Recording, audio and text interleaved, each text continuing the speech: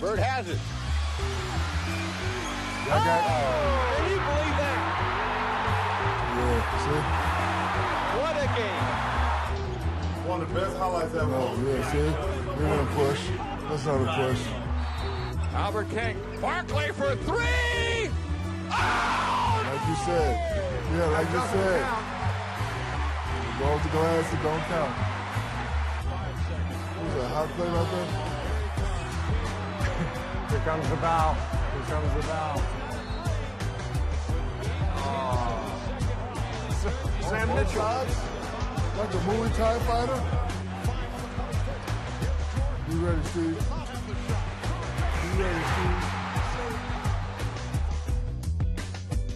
So if it comes right down to it, who do you want taking the last shot? If you can just draw it up right now and you say, okay, I got one guy who can take the last shot for my team, that guy is going to be... Between Craig Elo and Michael Jordan, I'm gonna go with MJ. I think. What makes him the guy? Or what makes anybody the guy you want with the ball in his hands in the last couple of seconds? The mentality that we've talked about of, you know, wanting the ball and not caring if you miss and all that. But I think for the very last second shot, you really have to get the ball to a guy who can create a shot out of nothing, I think, because the coach can draw up the greatest play ever, but defenses are good, defenders are great athletes. A lot of times that shot isn't there, and that's why if you have a guy like Michael who can create space, or Bird who can give you that little shove and then shoot from behind his ear, and I mean those guys are the ones who can do it under duress, and that's the key. Sometimes it's not the guy, the Michael Jordan that gets to take that shot. Sometimes it's a guy who, like Derek Fisher, when they're in San Antonio, and Derek Fisher hits that shot, Shaq. Take me back to that night. Well, before the play, Tim Duncan hit an incredible shot because I fouled him. I was in his face, I pushed him, and he threw it off the glass and it went in. So Phil had drew up the play for Kobe because, you know, Kobe is, you know, phenomenal when it comes to, you know, last-second shots. But like he said, the defense knew Kobe was getting the ball, so they doubled off Fish. We threw it to Fish, .04. He threw it up, and it went in. And before the ref could say something, I grabbed everybody. I was like, let's go, let's go. But I would have to go with Jerry West, Mr. Clutch, because you know he was a great shooter. You know, he always wanted that pressure, and you know, from all the highlights I've seen, he's hit more than he's missed. You know, I'm a little biased, but I'm gonna go with Reggie Miller for the simple reason. Think about this. You go back and look at my era. Michael was the greatest player, everybody knows that. But I think it's fair to say, you know, when we look at all these highlights, I think there's more Reggie Miller highlights than any other player. I mean, clearly, there's been plenty of great players, don't get me wrong. But if you go back and look like when you've seen highlights, the guys made incredible shots down the stretch, and you're like, wow. Reggie Miller is at the top of most lists. I mean, going back, that years when they were playing the Knicks every year, scoring 24 points in a quarter, 8 points in a couple seconds, you're like, come on, man, you kidding me. I mean, those some of the greatest highlights. So, and I tell people, I said, Reggie Miller's the best shooter I've ever seen. Because when me and Reggie played on the Dream Team together, when Reggie got locked out the hotel.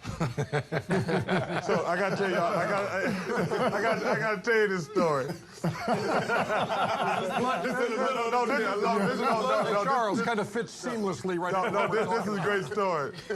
So they were giving us a hard time about staying at the Dream Team.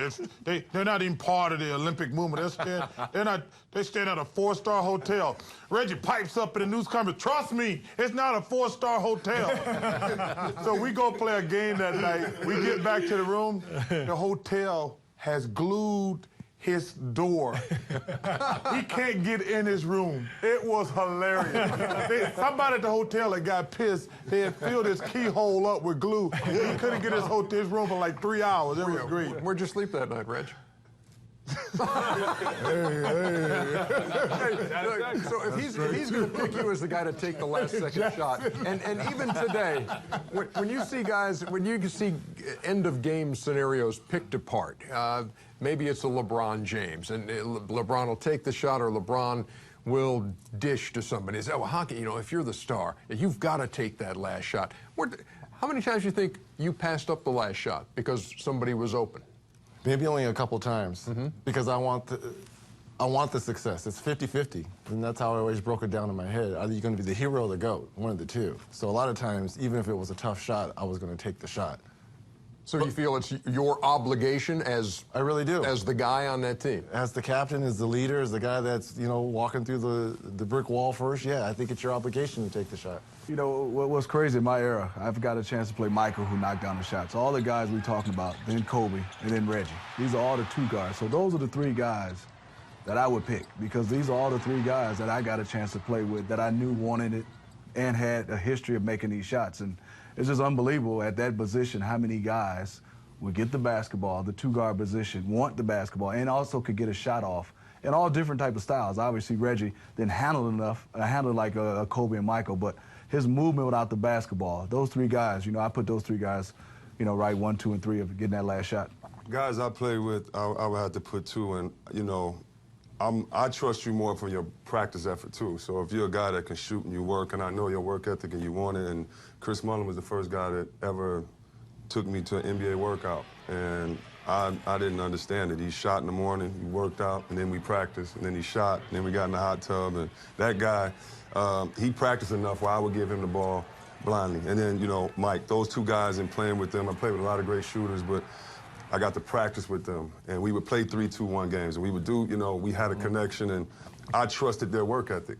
Just like you say, Reggie, you always hear, I think you said it last year when we were talking about, all the great shooters, and you were like, listen, to be a great shooter, you have to practice. You have to shoot. And so those guys I've seen shoot 1,000 shots definitely would get them the ball first. I would put Reggie out there, and, I think Michael kind of goes in a different class, even when you talk these kind of talks, like who would be the guys, because we know